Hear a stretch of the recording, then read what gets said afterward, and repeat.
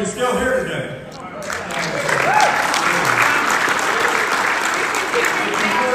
Please pay attention to the things that he says, particularly in rural southwest Missouri where we're at. And welcome our good friend, Will Westmoreland.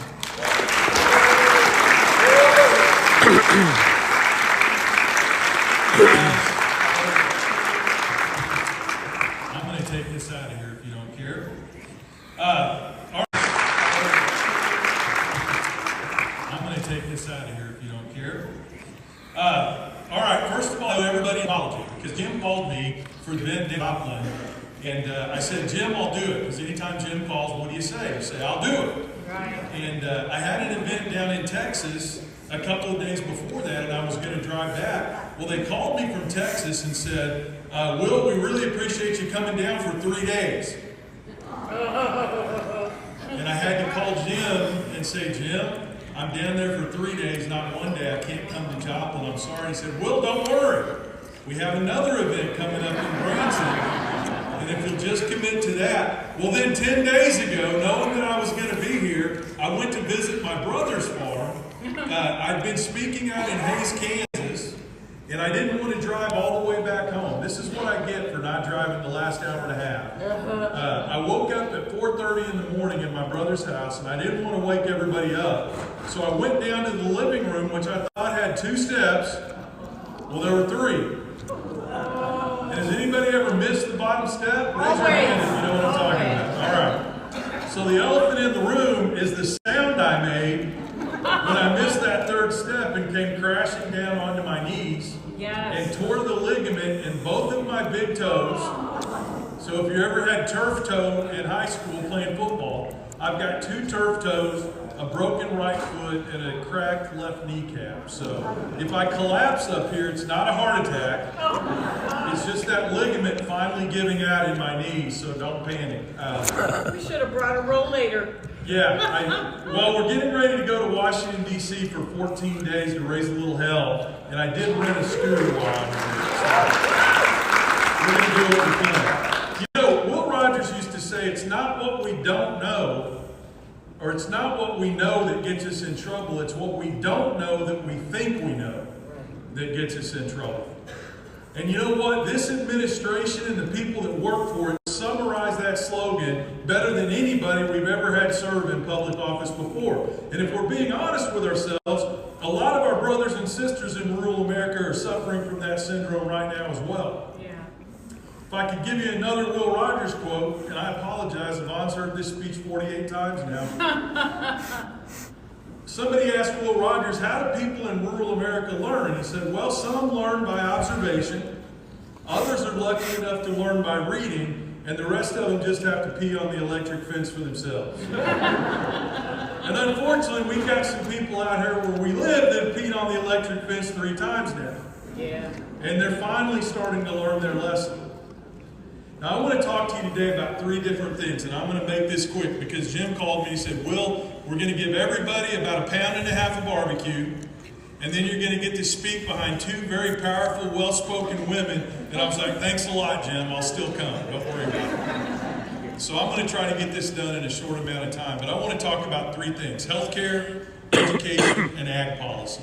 Because I think these are the 3 issues that are impacting us the most in rural America right now. Now, I will tell you that is a chip on my shoulder that you see. Who grew up poor? Raise your hand up high. I mean, dirt poor.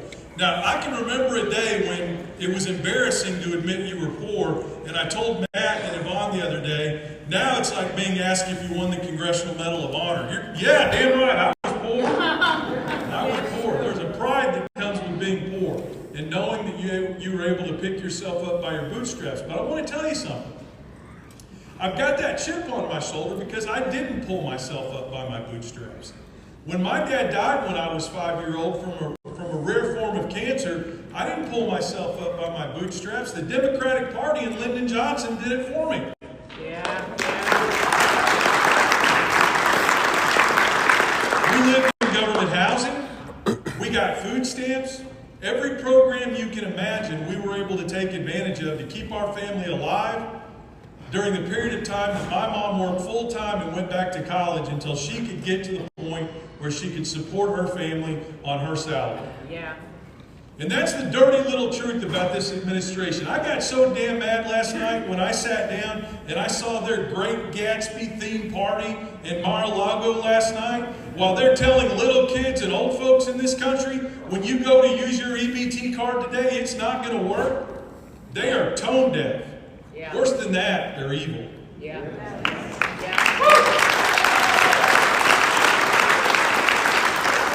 So I was one of those kids whose mom was a hippie, and she dressed me up in checkered pants and a turtleneck shirt, in those hush puppy shoes with the sole on the bottom that I'd wear out and it'd start flapping about 3 months into the school year. And finally my grandpa had enough and he said, damn it, my grandkids are not going to grow up that way. So he came down to the projects in North Springfield, Missouri on Norton Road. And if you know, you know. Those have been around a long time. We live there. And he brought the horse trailers and the cowboys and he picked us up and he took us to a 600-acre farm out in Brighton, Missouri, between Bolivar and Springfield. And I became a farm kid. And it was a great life. I got up every morning, I did my chores. I swear to God, nobody believes me when I say this. My dog's name was Cowboy. And we went out every day and we explored the woods and we explored the pastures and we drank fresh water out of the springs. And then when I turned 12 years old, I had my first experience with rural health care in this country. Wow. On Good Friday, 1980, my grandfather and I were out digging post holes for a riding arena for our horses. We raised Arabian horses along with cattle. And the deal was, my sisters would ride the horses and win all the prize money, and I would clean all their shit up out of the stable. For $1 a stall.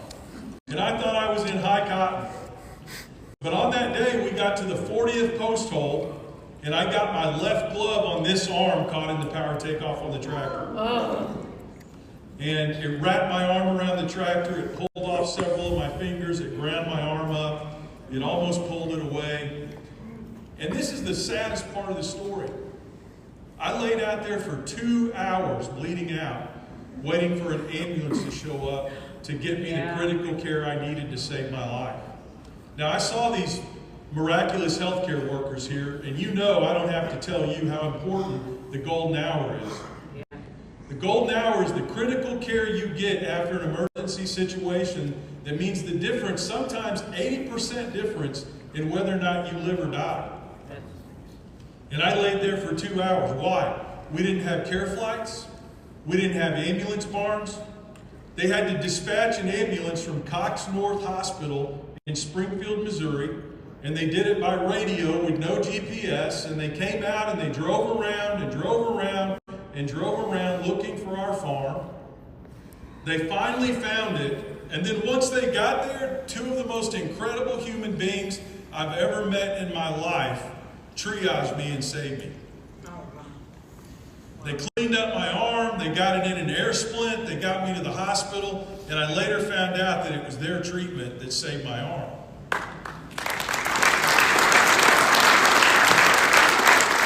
I'm a person of faith. Now, Republicans don't like to call us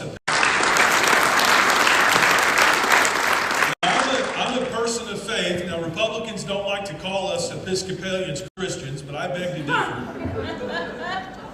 Some of you Methodists know what I'm talking about. And I got to the hospital, and the first doctor, Dr. Doman, I'll never forget his name, walks in and says, we're going to have to cut his arm off, right in front of me. And from behind him, I hear this little voice that I thought was Irish, and I later found out it was Icelandic. It says, oh, I don't think we're going to have to do that now. And there was a limb reattachment specialist from the country of Iceland, Ernst P. Danielson, visiting Springfield, Missouri, and he ended up moving here and living here until the day he died, and he saved my arm. He operated on me for 18 hours, and he saved my arm. Oh my God. And then I was in the hospital for 2 months. My family had to drive an hour and a half every day to come see me and to sit with me and do all the things you have to do when your young child is injured in an accident like that. I got out of the hospital, I went home, and then every single day for 3 months, I had to drive that hour and a half to 2 hours to go to rehabilitation. All the follow-up surgeries I had were an hour and a half away, and my family had to travel over and over and over again. Now, 2 years after my accident happened, Polk County, Missouri, and the city of Bolivar said, this is a bridge too far, and they used my story as an example, and they said, we're going to build a rural hospital in Polk County, Missouri, and they read the article out of the Springfield News Leader about what happened to me, and they funded a rural hospital. And if that same accident happened today on that same farm, in 36 minutes I would be in critical care triage in a hospital instead of 2 hours.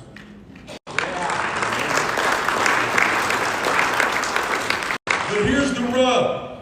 Here's the rub. We have people that are in positions of power in this country right now, including the President of the United States, that are saying we should go back to a day when a 12-year-old boy would lay on the ground for 2 hours. They want to go back to that.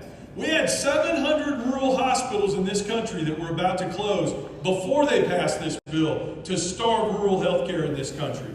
The number now stands at 2,000 hospitals and clinics that could close over the next 3 years because of this bill. That is not good government. That is not the efficient use of public funds. And I'm proud to be a part of the party that says it's bullshit and it's wrong and we're going to do everything we can to stop it.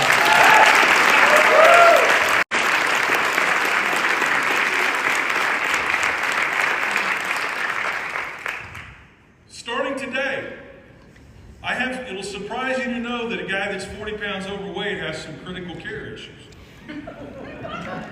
I've lost 30 though, I'm trying. My insurance is $1,700 a month for the plan I need to get the care that I need. And I write that check every single month. 5 years ago, I had this funny feeling in my stomach and I didn't feel well and I was a little lightheaded and I thought something's seriously wrong. I went to Mayo Clinic and I had a scan done of my abdomen and I got in the truck and I left. Here's the call you never want to get from Mayo Clinic. Ring, ring, hello, Mr. Westmoreland? Yeah. How far away are you? You don't ever want to get that call from Mayo Clinic. I said, I'm an hour away. Could you turn around and come back? You have an aneurysm in your liver, and if it bursts, you have 3 minutes to live. I got there, I laid my insurance card out on the table to have surgery that day, and you know what they told me? Oh, you're from Missouri. Well, what do you mean I'm from Missouri? Well, your state made it possible for insurance companies to say you don't have to get treatment if you're out of state. So if there's a certain percentage chance that we could transport you back to Missouri, your insurance company can deny this. But if you want to get this surgery today and you want to live, you can write us a check for $78,000. And that's, what do you do? I wrote a check for $78,000. It was everything I had and more. Wow. Again, that's not good governance. That's not the way you run a country. And I'm sure as hell glad I work for a party that's willing to stand up and say that that's wrong.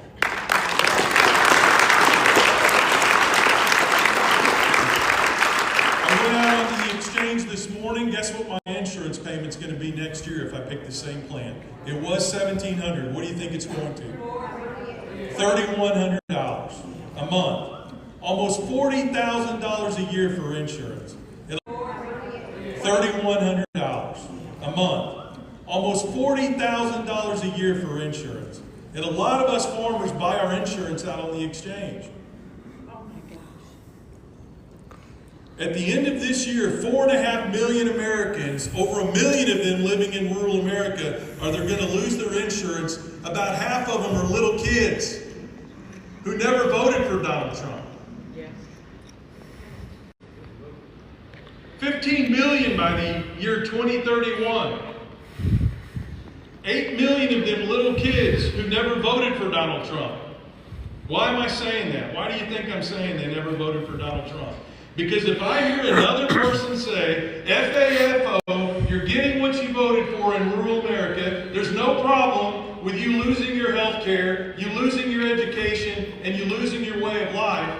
If I have to stand up one more time and say 40% of us in rural America didn't vote for the policies that he's putting in place, and little kids without health care shouldn't be the expense that this country pays because the majority of people in rural America voted for him, I'm going to lose my ever-loving mind.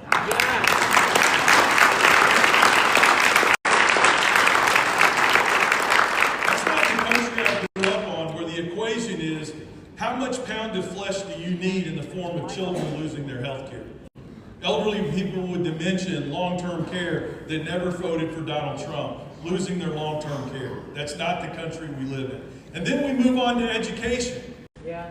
So after I hurt my arm, I became what they call, Missy, a disciplinary problem.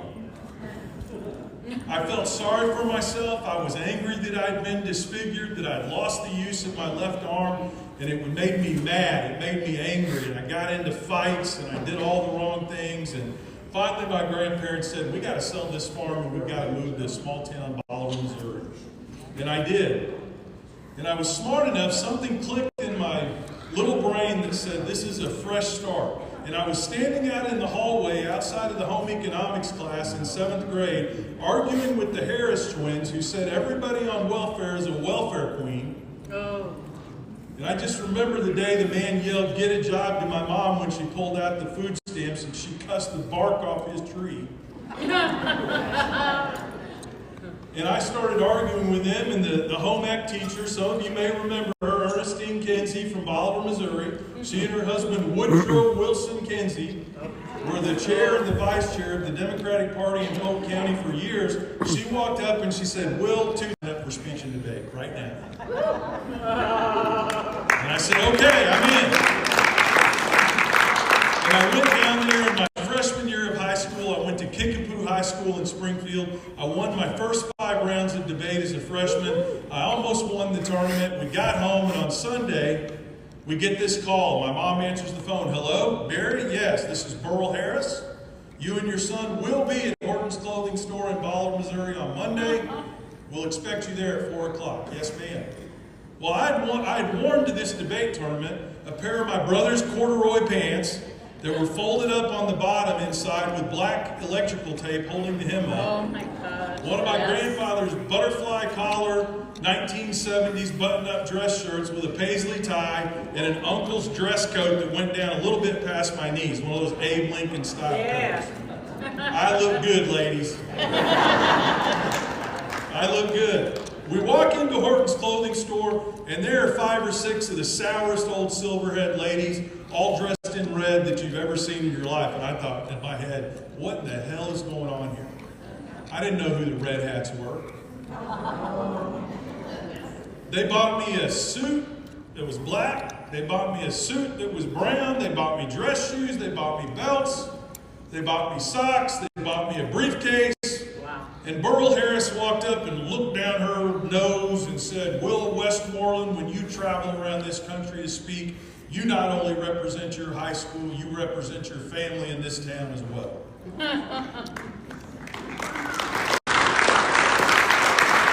So for 4 years, I looked like John Travolta every time I went to the debate. I had it going on.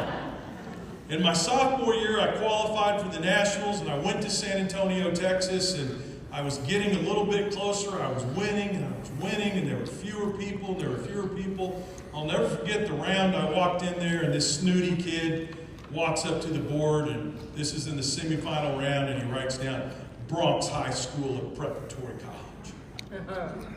And I thought, shit, it's starting to get a little real in here. And I went up there and I wrote, Bolivar High School.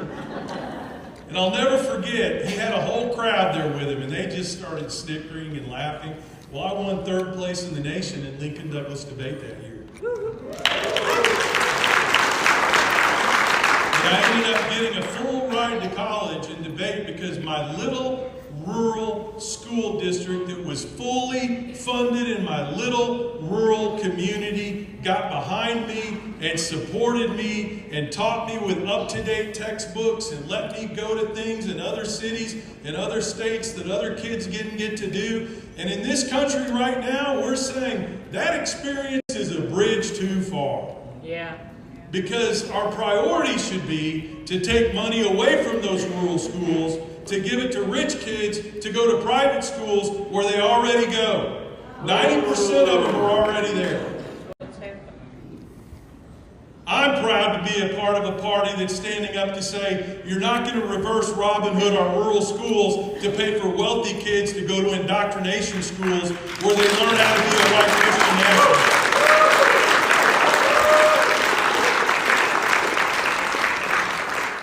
And here you go, farmers, a little morsel for you. So I grew up on a cattle ranch in the early 2000s, all the way through about 2011 or 12. I operated a 300 cow-calf operation with my family, and now I do frou-frou agriculture. It's called agroforestry. I know some of you farmers are rolling your eyes now. But let's be honest, this administration doesn't have a stellar record when it comes to agricultural economics, do they? No. What do I say, Yvonne? When this president looks at agricultural policy, it's like a cow looking at a new gate. Look it up on Google when you get home if you're back in the country. What have we done? Well, in his first administration, he put in place tariffs, thinking that the Chinese were an ignorant people, and he learned his lesson the hard way. They're not. The Chinese invested billions of dollars in Brazil to help burn down the rainforest to create more row crop country. They put millions, hundreds of millions of dollars into new railways and new harbors in Brazil. And they went from buying 13% of their row crops to almost 40% of their row crops from Brazil, while the American farmer paid the price. And as if that wasn't enough, the president said, well, I've screwed over the row crop farmers. How can I screw over the cattlemen and women who are finally getting good prices for their beef? Yeah. Yeah, well, after we pissed off the Chinese and they said, we're not going to buy $2 billion worth of beef from you anymore. And what did our friends from Australia say? Hey, mate, we'll sell it to you. And they did. And they did it immediately. Then we went down to Argentina, and we'll find out one day what investment Trump has there that's paying off. We'll find out. It may not be today, it may not be tomorrow, but at some point we'll learn why we're propping up Trump Jr. in Argentina. You know why they were able to buy that big soybean order? You know what Venezuela was able to do? Who knows? Raise your hand if you know what they, yeah, tell us. Cut out the 24%. That's right. So imagine if you owned a business in the United States and you were the same price as your competitor, and some rich guy walked into your store and said, you can sell your products and I'll cover the tax so that you don't have to charge your customers that tax anymore. Yeah. That's what we did. We gave them $20 billion and then another $20 billion, and they were able to waive the taxes to China on the soybeans that they sold to them with the American dollars that we gave them. And now we're taking all of the quotas off and all of the tariffs off of Argentinian beef. I want to be honest with you. We've got to be honest or we lose the argument. It's not enough beef to make a huge difference if we were just looking at rational markets where prices were set by volume, but we're not. The sad fact for cattlemen in this country is that beef prices are set by speculation. And when the people on the boards in the Chicago Mercantile panic, it drives prices up and down. And that's what they did. They panicked, beef futures crashed, and the sale barn price, and don't let any Republican tell you otherwise, the sale barn price for beef has dropped 30 to 40 cents in the last week and a half. The cross from the cattle to Mexico. That's right. I'm going there next. I'm going there. This is a man that knows what he's talking about. So not only are we going to bring Argentinian beef in here, which by the way is starting to have a problem again with what we call hoof and mouth disease. Some of you call it, depending on where you live, foot and mouth. But they've got a problem again with that. And now we've decided if the rumors are true, we're going to open up the border again with Mexico so that they can send their worm-infested beef over here to cause a problem with our herds as well. So cattle futures are dropping. That's leading to a reduction in price. And then what did the president do? Well, with beef, he eliminated all of the Biden programs on building up regional beef production in this country because he said they were what? Starts with a W, ends with an oak. Woke. They're woke. We got to get rid of them all. And then last week, what does he announce? The exact same program with a MAGA name on it. Yep. It says, I'm going to save the beef in this country by introducing and implementing again the same program Biden already had, but we're going to say I did it. And then what did he do? He cut a deal with Chinese on soybeans. Here's the great deal he cut. They're going to buy 14 billion this year in metric tons of soybeans, which is 15 billion less than they normally buy. And then going forward, we're locked into 26 billion metric tons a year, 3 billion less than what they already buy in a bad year, 8 billion less than what they buy in a good year. And guess what happens if they don't buy them? Nothing. There are no enforcement clauses built in. Everything this man does is smoke and mirrors. Everything. So he screwed over our healthcare system in rural America. He screwed over our education system in rural America. He screwed over small family farmers and ranchers in rural America. And finally, I want to end on a positive note. Rural Americans, after being slapped in the back of the head for 8 years under this guy, are finally saying enough is enough. Enough is enough. So let me end on a positive note. I got into this because I was tired of hearing three things, and Yvonne can quote them for me by now. Number one is, rural America is getting what it deserves. Well, I've already talked about that. I don't need to talk about it anymore. The second thing is, how do you like hearing, if we could just win 3% more in rural America, we could win the House and the Senate and the White House every time? Well, what about a school board that doesn't believe in banning books in a rural community? Yeah. What about a clerk of courts in a rural county that doesn't believe in rigging elections for the Republican candidate or trying to disqualify ballot initiatives every time we do them? Or how about a school board? How about a school board that doesn't believe we should teach one predominant faith over another in our classrooms? Right. Or what about a health department director that doesn't think vaccines were sent here by the devil? We want those things in rural America, so forgive us, brothers and sisters in our urban centers, if we say that just getting 3% more of the vote isn't enough.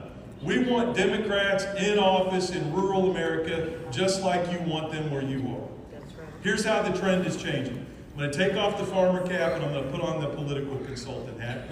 That's my other dirty job. The president is now below water in every single measurable category of presidential approval. There's not a single category where the majority of Americans think he's doing a good job. And on the economy and lowering those prices that he likes to brag about, only 29% of Americans think he's doing an effective job. Listen to this. He's lost 9% of his support in rural America since February. 9%.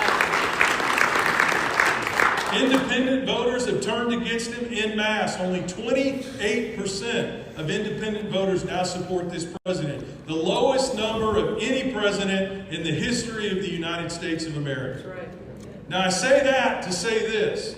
What you're doing every day is working. Yeah. They are going to try to beat you down. They're going to lie to you and tell you that you don't matter. They are going to call you woke. They're going to call you a terrorist when you show up on No King's Day. They are going to do everything they can to suppress the vote of women, the vote of marginalized people. Don't believe them. It's working. What you are doing is working, and you've got to keep doing it every day, every minute, every hour. Don't stop.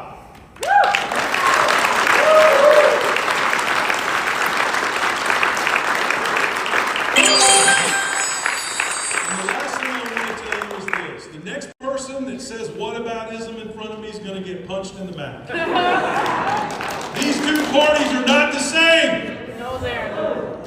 One party wants to tell little kids, pull yourself up by your bootstraps, find your own hot meals. The other party's fighting every day to fund the programs that feed poor kids when they need it. And that's this party, the Democratic Party.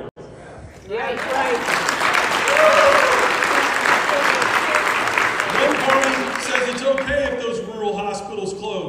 And when somebody has a heart attack, they've got to drive 2 hours to get to a hospital for treatment. Or it's okay for that 12-year-old kid to lay out on the ground and bleed to death because they can't get there within the golden hour. The other party says, if we've got to shut this government down to ensure the people of this country have good health care when they need it, then by God, that's what we're going to do, and we're going to stick to our principles and get it done. That's right.